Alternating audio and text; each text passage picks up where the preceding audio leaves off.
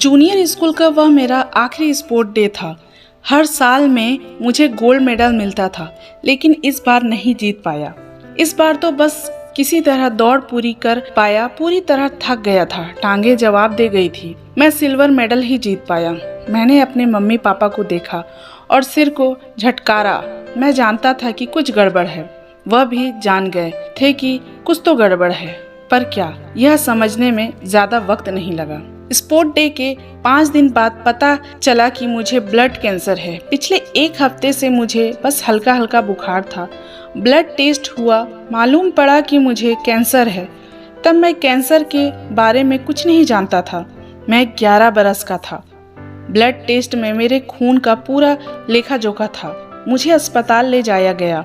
मुझे कुछ समझ नहीं आ रहा था। एक के बाद एक डॉक्टर मेरा जांच कर रहे थे। मुझे लगातार सुइयां लगाई जा रही थी। आसपास का हर व्यक्ति मुझे उलझा सा दिखता था। मम्मी बात बात पर रोने लगती। कुछ समझ नहीं आ रहा था। मैं बस एक कुर्सी पर बैठा रहता और नर्स आकर मेरे नसों से खून निकाल निकाल कर छोटी छोटी शीशियां भर रही थी। सच कहूँ, मुझे सुइयों से डर लगने लगा था। बहुत तकलीफ होती थी। मुझे रोना आता था। मैं बस अस्पताल से भाग जाना चाहता था। मैं घर जाना चाहता था। हर बार मैं चाहता था कि यह बस वो मेरा आखिरी इंजेक्शन हो।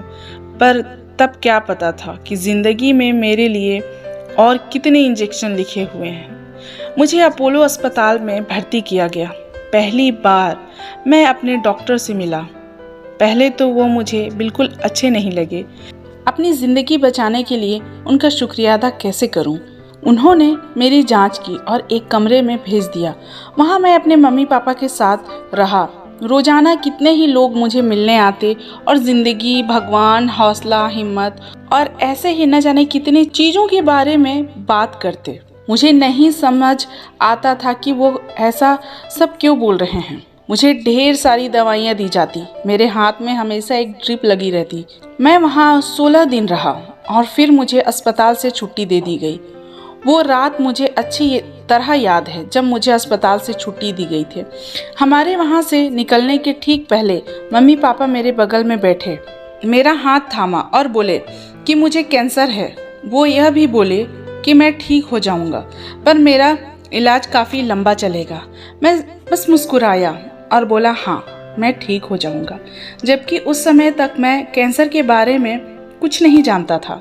पूरे 16 दिन बाद मैंने वह कमरा छोड़ा था। मैं ठीक से चल भी नहीं पा रहा था। बेहद थकान थी। टांगे कांप रही थी। सीधा खड़ा होना तक मुश्किल था।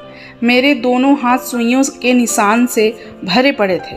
जांघों और रीढ़ की हड्डियों पर भी ऐसे ही निशान थे, पर मुझे इनकी परवाह नहीं थी। मैं तो बस अस्पताल से निकल जाना चाहता था। 9 महीने इलाज चला। मैं बेहद खुश था। वह मेरी जिंदगी की सबसे मुश्किल 9 महीने रहे। कोई 500 से ज़्यादा इंजेक्शन मुझ पे घोंपे गए। मेरा शरीर कमज़ोर हो गया था। सेहत पूरी तरह बर्बाद हो गई थी। कीमोथेरेपी के कारण मेरे बाल झड़ गए थे। रोज रोज की उल्टी मतली ने मुझे थका दिया था। पर गनीमत है कि मेरा शरीर अब कैंसर मुक्त हो चुका था। अगले 2 सालों तक अब 3 महीने में केवल एक बार मुझे कीमोथेरेपी के लिए जाना होता। उसके बाद 2 साल और इंतजार करना होगा। इसके बाद ही मुझे इस इलाज से पूरी तरह से छुटकारा मिलेगा। तभी मैं कैंसर से जंग जीतने वाला कहला सकूंगा। इसके लिए कैंसर की खबर लगने से इलाज पूरा होने तक के बीच 5 साल का फासला होना चाहिए, जरूरी है। कैंसर ने मुझसे बहुत कुछ छीना, मगर उससे कहीं ज्यादा इसने मुझे दिया भी। कीमोथेरेपी ने मेरे शरीर को कमजोर कर छोड़ा। मेरा शरीर टूट सा गया था, पर इसमें मुझे पहले से ज्यादा मजबूत बना दिया था। मैं अब जिंदगी की, परिवार वालों की, दोस्ती की कीमत और शिद्दत से समझने लगा था। कैंसर ने मुझे वह बनाया जो मैं आज हूँ। उसने मुझे मुश्किल समय में भी हंसना सिखाया।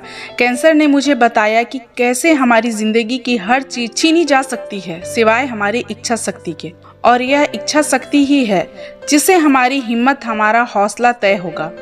आज जब मैं मुड़कर देखता हूँ तो बुरे समय को याद नहीं करना चाहता। मैं प्यार और हंसी खुशी से उन पलों को याद करता हूँ जो मैंने उस मुश्किल समय में दिए थे। मेरी मम्मी ने नौकरी छोड़ दी थी।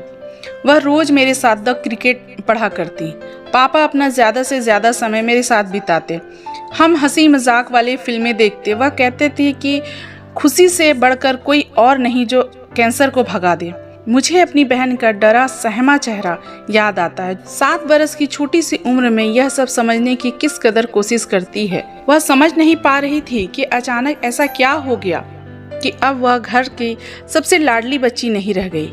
लेकिन बावजूद इसके मैं उसका बनाया कठपुतली का वह सो नहीं भूल सकता जो उसने सिर्फ मुझे खुश करने के लिए बनाया था। मेरी प्रतिरोधक क्षमता इतनी कम हो गई थी कि मुझे छूत का कोई भी रोग आसानी से हो सकता था, इसलिए किसी को भी मुझसे मिलने की इजाज़त नहीं थी। हम बस कई दिनों तक घर में ही बंद रहे। मुझे याद है मेरे नाना नानी मुझे देखने आए थे पर मुझसे मिल नहीं पाए। वह खिड़की के बाहर खड़े खड़े ही मुझे हंसाने की कोशिश कर रहे थे। मेरा सबसे अच्छा दोस्त सिद्धार्थ इस दौरान पूरी तरह से मेरे साथ रहा। वह मुझसे बातें करता है। जब भी उसे इजाज़त मिलती वह मुझसे मिलने आ जाता।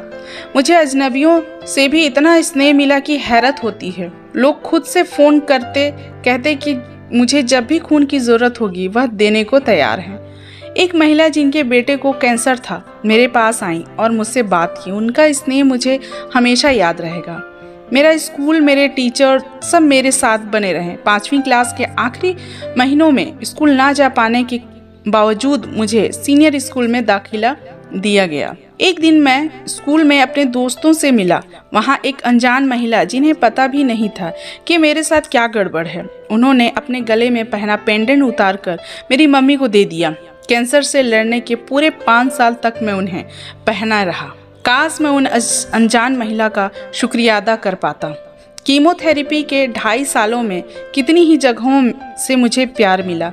जहां उम्मीद थी वहां से भी और जहां उम्मीद नहीं थी वहां से भी। दोस्तों, कैसी लगी कहानी आप कमेंट करके ज़रूर बताएं। ये कहानी मेरी लिखी हुई नहीं है, ये एक पत्रिका से मैंने लिया है। चकमक पत्रिका का नाम है और उस पत्रिका में जैमन सिंह इनकी अपनी कहानी है, उन्होंने शेयर किया है। आप लोगों को अच्छी लगी तो प्लीज़ लाइक, शेयर और सब्सक्राइब करें। मेरे चैनल के साथ यूं ही बने रहें। Thank you so much. मिलते हैं अगली वीडियो में। Bye bye.